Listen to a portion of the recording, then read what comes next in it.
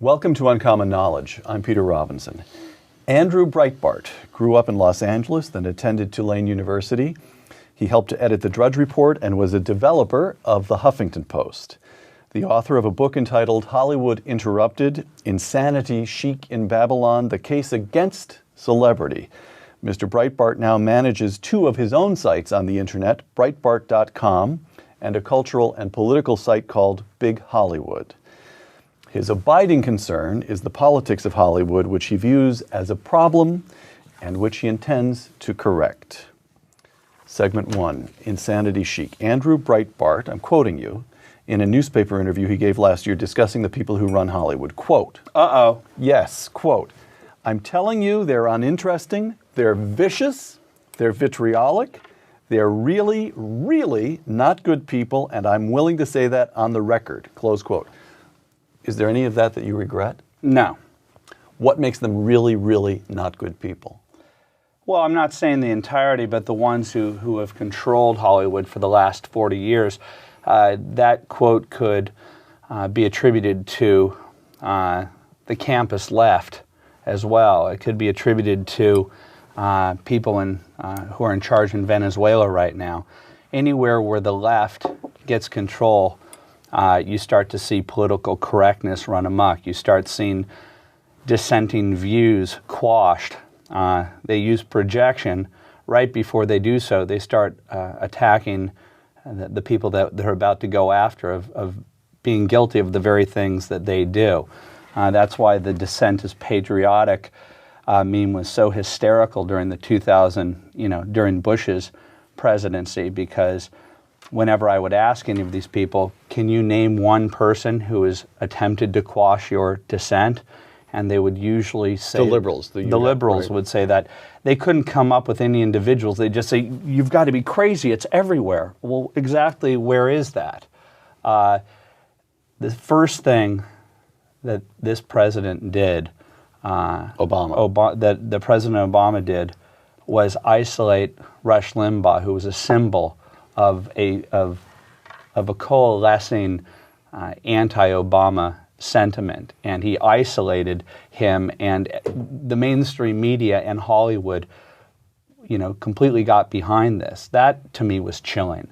That the Bill Maher's of the world, the Joy Behar's of the world, the entirety of MSNBC, all went after Rush Limbaugh. He hadn't said anything at that moment in time that was anything that was outrageous at all, especially compared to what had been said for the 8 previous years. He was guilty Bush. only of a political crime. He disagreed with them and said so vividly. Right. And that was it. Listen, historical question. Golden age of Hollywood, which it wasn't all that long ago. We measure it in decades, not centuries after all. Producers, Jack Warner of Warner Brothers was a Republican. Directors, Frank Capra, immigrant from Sicily, a Republican and a conservative. He produces movies such as It's a Wonderful Life, Mr. Smith Goes to Washington. The town in those days produced movie after movie after movie that was fundamentally affirming about American life, fundamentally affectionate even about American life. How did Hollywood go from Republican David Selznick, who produced Gone with the Wind, to liberal David Geffen? What happened? Well, 2 things. The studio system ended, and now the celebrities are in charge. Okay, explain both of those. Studio system ended. What bearing did that have on the politics? Well, there were people. Actors have always been held in low regard by society, and the businessmen who ran the studios, cleaned up after their messes around town. I mean, that's sort of the L.A. Confidential movie. That changed in the 1960s to a great extent. But I would attribute the majority of this to the Cultural Revolution in the late 1960s, and that at the end part of John Wayne's career, he no longer had the swagger. He was 60-something years old. The movies were no longer original. They were doing the same hackneyed thing over and over and over. Right. And simultaneously, there's a youth revolution going on in the country. And while the left was never able to take over the White House while George McGovern was not able to be victorious, Hollywood was taken over by the left, and they've never relinquished it. And in fact, I would argue that the right has abdicated its place in Hollywood because they were told that you're not wanted here anymore, and they never fought for it. So I don't know who I have more contempt for, the left for its totalitarian behavior towards those that disagree with them, or the right, the conservative movement, for just allowing for it to happen and not to fight back. Segment 2 is, what difference does it make? Let me quote you again. Andrew Breitbart, the popularity of American movies, I'm quoting you, quote, allows for a very parochial political sensibility in this town, Hollywood, to be propagated around the world. And people just assume, well, that's Hollywood, that's the voice of the American people, close quote.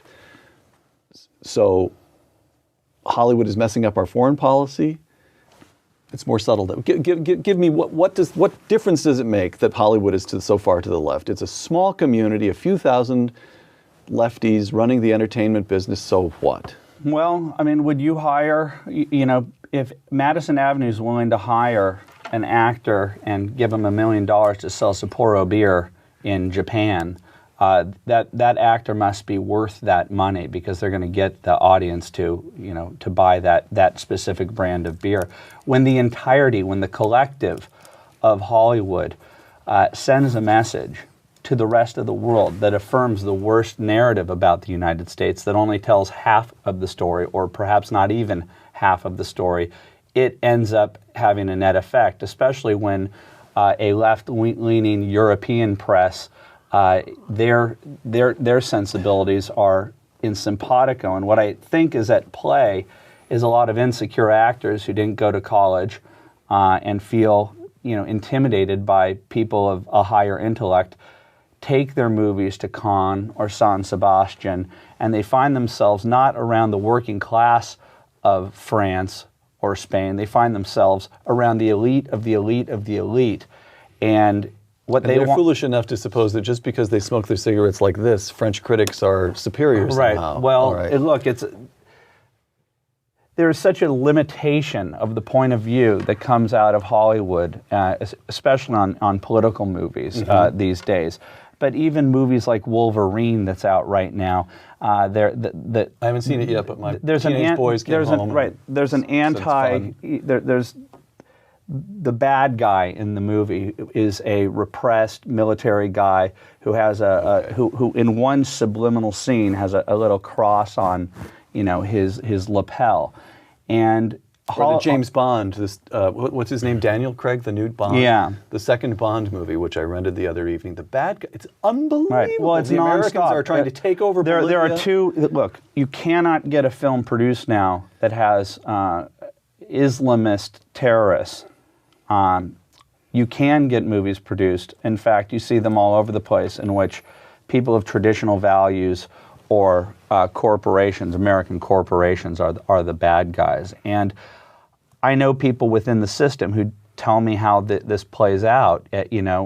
One thing I've been able to find out over the last 10 years is more money now comes from foreign box office, 65% to 35%. That wasn't always the case. You make most of your money on your foreign releases. So you're catering to the foreign audience, and so we may have an invested we may have an investment against radical Islam, but the rest of the world wants to kind of keep at bay and doesn't want to take them on, doesn't want to foment rage against that community. Domestic politics. In the 2008 election cycle, the entertainment industry contributed $47 million to political campaigns, 36.5 to Democrats, 10.4 to Republicans.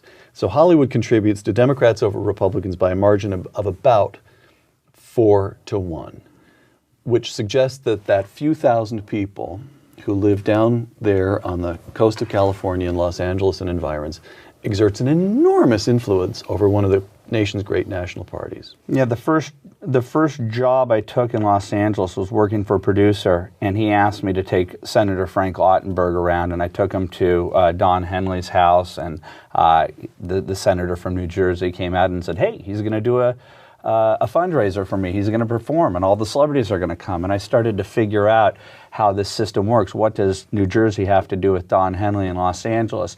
That's fine and good if that's legal. But what I find offensive in this system is that the conservatives that I know in Hollywood, and there are a lot, cannot give money because through a simple FEC search, their names will come up as Republicans, and then the word will spread around town that they're a Republican, and there is a strong likelihood that many people who would have ordinarily hired them will not hire them. And thankfully, that behavior was put on display after Proposition 8, because now the American people... Prop 8, remind folks, Prop 8 was just on the ballot here in California a few months ago. It was the anti-gay marriage initiative. Right. Those people who donated as little as $100 were isolated. Donated as little as $100 to the effort to the tradition on behalf of the traditional marriage stance. Right. The pro man and woman means marriage side. Right. Okay. Religious people, Mormons, many from the black community, many from the Hispanic community in California voted this in. The gay left isolated those people who gave money to that, even down to a cashier at a famous Hollywood haunt by the name of El Coyote, and didn't just isolate her, but they isolated the entire restaurant in order to put pressure on her to fire her. That happens all the time. They put individuals' names up on websites. Yes. At a more subtle level, that is what's been going on in Hollywood for years. I get phone calls all the time from major name actors fearful of retribution, that their politics have somehow been outed, whether it be from a donation that they've given or the fact that they were seen at a public or a semi-public event that could be attributed to the Republican Party. All right. Segment 3, who is Andrew Breitbart? Washington television producer Tammy Haddad. Andrew Breitbart is, quote, one of the 10 most important people in the media whom nobody has ever met. Close quote. So let's take a moment to introduce you. I said at the introduction, you grew up in LA, you went to Tulane. Get us from Tulane to editing the Drudge Report. Well, I was a C student in high school and in college, and I think that saved me from indoctrination in the left. All right. I went to... You went to a pretty fancy prep school down there, didn't you? I did, but all I got away with there was my sense of humor. I sneaked my way around classes, you know. So were you conservative in high school, or I wasn't ideological during the Reagan years. My parents, in hindsight, were conservative but didn't speak of their conservatism, and so they allowed for me to sway into the realm of the left in my latter years in high school. I would say I was a namby-pamby liberal, and in college I certainly considered myself a liberal Democrat. It wasn't until I graduated. So what changed your politics? You came home from Tulane straight back to LA, right? That my mindset was not amenable to working within the system. I thought that the system was inherently corrupt, and eventually I realized I needed to make a living. So that was that. Then I lived in a rent-controlled apartment, and I started to see how what it did to people's souls, quite frankly. People who thought that they were, you know, making out like bandits, saving $400, $500, $600 a month, 10 years later were still there and weren't entering the American dream. My family members who still live in that apartment when I've bought 2 houses since then and been able to move up the scale. So because they couldn't surrender the little gimme from the welfare state. That's right. Subsidized apartment. And that old ladies would knock on my door at midnight because they knew that my family owned the building, but I certainly wasn't benefiting from it other than I was getting, you know, the low rent.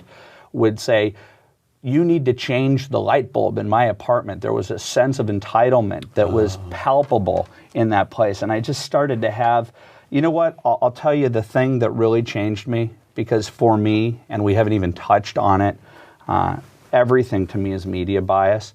And that media bias for me was born of watching during this period of transition from college life and the theoretical life to the real world. And I watched the Clarence Thomas hearings from beginning, middle, and end because I had gone to the Iran-Contra hearing, rooting the Reagan administration on, you know, be taken down. So I liked political theater. Right. So I watched that initially rooting for Clarence Thomas to be taken down. By the very end, I believed the seeds of my future were planted right there when I realized that Ted Kennedy knew something. What did he know? That he could ask Clarence Thomas these questions of a man who came from humble beginnings as an African American. What did he know about the media? What did he know about the political process? What did he know about Hollywood? That they would side with a known Lothario, with Chappaquiddick, in his background, that they would allow for him and his allies in the Democratic Party to ask this man, in the realm of privacy, have you ever rented any pornography? Do you know who Long Dong Silver is? It was so obvious that this was a takedown that eventually I started to see things through what I call the Democrat media complex. Okay, now hold on. You helped Arianna Huffington develop the Huffington Post. So you're now here as Awkward. a leading conservative in Hollywood, and you helped produce possibly the leading liberal website. Explain yourself, Andrew. Am I squirming? Not enough for me. Okay. My first job within the realm of politics, I tripped upon it, and I became Arianna Huffington's director of research. I was her researcher. I helped her with her columns and helped her with books and stuff like that. And she was already liberal. And she was a conservative then. She was a conservative. She was in motion by then. Right? I don't know. I don't know what was going on in her head. I certainly was. Right. I certainly was a conservative then. And the first thing that we did together, the first project, and I really gained an enormous amount of respect for her writing skills and her she's a highly intelligent. Right, and her investigative skills when she got Clinton's top donor, Larry Lawrence, dug up from Arlington National Cemetery. I remember Maureen Dowd saying, "This is the most loathsome thing that I've ever seen a conservative Republican do, is to impugn this war hero's service, this dead man's service." And Arianna just had this smile on her face, like she knew that she had it. And when I watched that Friday, an aerial view of CNN disinterring this fraud. I can't. Because he had not actually served. No, right, he didn't even serve. He was not entitled to be buried in Arlington. Right, and he had gotten a waiver because he was the first person allegedly in the Merchant Marines. He wasn't even in the Merchant Marines, so she got him disinterred. I respected the hell out of her for that. She switched. I left, went my own way. Next thing I know, she calls me up after the 2004 election and says, do you have any ideas for a website for me? The idea, its premise, I think benefited her, and I think it benefits my side, because I wanted the world to see how the far left thinks. The cocktail parties that I was, privy to, where conspiracy theories were running amok. The only place one could see in the blogosphere after 9/11 and after the Kerry campaign, after Kerry lost, was at the Daily Kos, where mostly anonymous people would put their ideas down. I thought it would be great to see how the hard left thought, with people who would be willing to put their names down. Huge miscalculation here. Segment 4, who's winning on the internet? You've teed this up. Daily Kos, MoveOn.org, Democratic Underground, Huffington Post. They dominate the internet, wouldn't you agree, or not? Or do you think it's relatively evenly balanced? The left is ahead, isn't it? I would say the left is ahead because what all of those sites do is protect the mainstream media. Before those sites became dominant and the mainstream media granted them an authority that they didn't grant the equivalent blog sites on the right, these sites are there to protect them from future Swift boat stories, to protect them from future Dan Rather stories, because these stories would start rising through the right-wing blogosphere, and people on the left were thinking, we don't want this story to make it to the mainstream media. And so they expected that John Kerry would come out and defend himself against the Swift boat vets. And when he didn't, he was destroyed. And so that's what these people do in a very coordinated fashion with George Soros's money, with heavy coordination with the Democratic Party. They feed these people information. They feed them ideas. So the bad stories get smothered on the internet before they make it to television. Yes, or the news. yes. Listen, let me ask you a question about the nature of two media.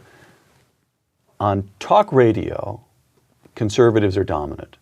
Al Franken, they try to get Air America going. I believe Air America is still limping along in some form or other, but they can't get the listenership, they can't get the advertising.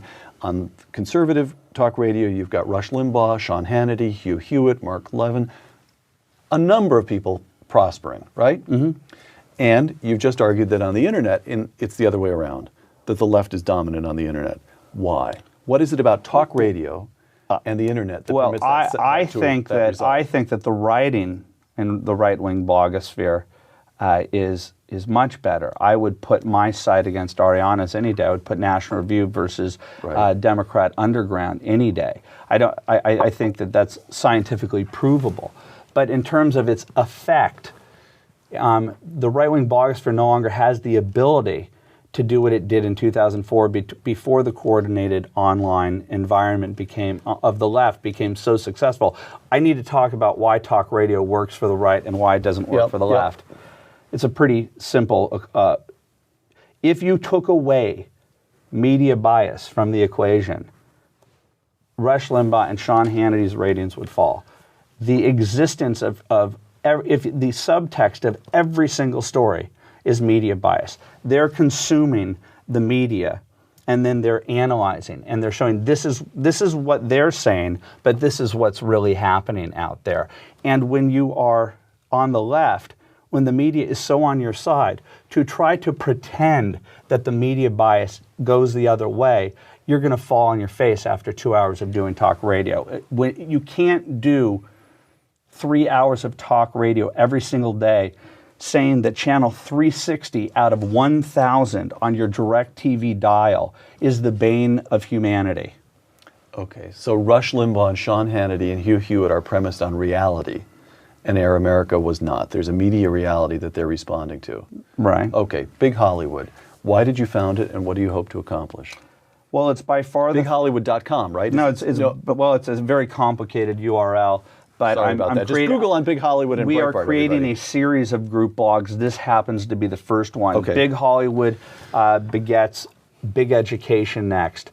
We're going to do Big Race, Big Climate. We're going to do the group blog model and when you say we here, you're being. Well, I have a business partner. I have a business partner by the name of Larry Solov, who graduated from this lovely campus, and every C student needs an A student in his life. To be his lawyer? That's right. All right, so Big Hollywood. Start with Big Hollywood. By the way, you said you were contemptuous of conservatives in Hollywood. Well, I'm not contemptuous of conservatives in Hollywood. I said I'm contemptuous of the movement. Explain that, and then tell me how what Big Hollywood has to do with that contempt, that we have accepted our gilded ghetto of National Review, Weekly Standard, all of the think tanks, that we think that alone is enough to win elections, when it's so obvious the last election proved otherwise. Right, that pop culture matters. So I'm not blaming the holdouts. I am not blaming the holdouts in Hollywood, and there are a lot of them. As a matter of fact, they need more help, and that is precisely why Big Hollywood was created. Explain Big Hollywood. Well, when I wrote with Mark Ebner Hollywood Interrupted in 2003. It came out in 2004. It was a reaction to, and this is before the Iraq War, so I'm not going to accept the narrative that the Hollywood left stood behind George Bush and the United States during Afghanistan or after 9/11 in solidarity. This was born from watching how the Bush chimp Hitler, all the commander and thief. That had already started before Iraq. Oh, it started certainly before Iraq. It started before he was, he took the office. But in Hollywood, the animosity towards a wartime president before Iraq was out of control, and so that was why the book was written. And I had my incorrect assessment is that Hollywood is 99.9% left. What I now know as a result of having written the book, and now people knowing that I'm the guy out there in the center, the target blogosphere, people have come to me. Big name people have come to me. Small people have come to me. All of them have the exact same story. And what I talked about in the first segment about they accuse you of what they're doing to you. Hollywood makes movies about McCarthyism, about it was the worst thing that ever happened in Hollywood, or in the Cold War. That's their takeaway from the Cold War, that a few screenwriters, had to write under pseudonyms for a few years. That's not to take away. That's not to say that the blacklist was a good or a bad thing, but for the very people who for the last 40 years have been vicious to people who disagree with them, who exude behavior like that you see Perez Hilton doing against Miss California, when he calls her the B and the C word, and the media affirms that and makes her out to be the bad guy in that storyline. That's what the average actor, director in Hollywood has to deal with every single day. Segment 5, Andrew Breitbart's politics. President Obama's just finished his first 100 days. What do you make of it? I'm asking you, here's Hollywood, here's the nation. Talk for a moment about the nation. What are your politics? You know what? I'm definitely very conservative. The transition was a typical one where I thought I was a libertarian, but the more that I read books that were deprived of me during my college experience, right, ones that should be required reading just so that people have a counterpoint, once I started reading what true conservatism was, and that it wasn't Jerry Falwell's, autobiography, which is how the media portrays conservatism. That it's Hayek, it's Kirk, it's Burke, it's writers that wowed David Mamet into becoming a conservative, because he too, at that high end of the media food chain, of the Hollywood food chain, had the same epiphany. Has David Mamet had to pay any price, or is he so big? That he hasn't had to pay a price for becoming That's a great question. I think when you're a David Mamet or a Michael Crichton who just died, that your legacy is everything. Michael Crichton was an incredible figure, not just in Hollywood. He's a huge pop cultural figure. His death could not have gone more unnoticed because of his apostasy on Hollywood's current big issue, and that is climate change. Right. And so I believe his legacy is tainted because the New York Times will put him below the fold. I'm trying to get you going on national politics, but the truth is, just talk about Hollywood is irresistible. Well, what I'll say is this. Yeah. Being the Hollywood conservative, I defer to the DC crowd when it comes to policy. I'm not a policy guy. But what I am obsessed on, and I'm granted a great perspective of media bias because of what I've done in the media, my relationship with the New York Times, the Associated Press, what is the traditional media, ABC, NBC, every single day paying attention to the text and realizing, oh my goodness, these people really are ideological, and they really are in control, and they really do mean business. Everything to me is media bias. And what talk radio has done has focused on the New York Times, the AP, HBO, and any place where The View, ABC, CBS, NBC, Los Angeles Times, the mainstream media. Our media has set its sights on the mainstream media as a checks and balance, and we've done a pretty good job. Right. What we haven't done is that on Hollywood, and Hollywood has a far greater sway than that collective does. That's how people... You for sure want to call Hollywood on its bias. That's clear. Mm-hmm. It's clear that you've done a fantastically energetic job doing that. But you also have said in interviews that you won't be satisfied until the culture of Hollywood actually changes. So it's not enough for you just to hold up a sign with a big finger pointing to them and saying, hypocrites. You actually want to... So here's a question. Listen to this list of movies that came out in 1939 and even 7 decades ago. Gone with the Wind, The Wizard of Oz, Mr. Smith Goes to Washington. Artistic classics, fundamentally affectionate and celebratory of American life. Even Dorothy in the opening sequence in the Wizard of Oz, where Kansas is black and white and the environment is rather gray and withered, she can't wait to go home. There's no place like home, which means, in effect, Hollywood is saying there's no place like America. Can those days ever come back? I don't know, and I think the same question people are asking right now with politics and referring to Ronald Reagan. But I think that there are bedrock principles that conservatives stand by, and I think that creativity and new people carrying these ideas, there's no reason that we can't go back to an America that is self-assured and confident in our differences from those countries around the world. What I stand for politically is American exceptionalism. Let me ask you 2 sentences, 3 sentences at the very most, because we are out of time. I'm going to quote you once again. I desperately want to change the environment in Hollywood. In 2 or 3 sentences, how will you know when you've succeeded, Andrew? When those people who are conservative in my life, who are very creative and powerful in that town, can behave in the same fashion that the Hollywood left behaves in, that they can make movies that reflect their value system, that they can make movies that affirm their traditional values. I'm not even a social conservative.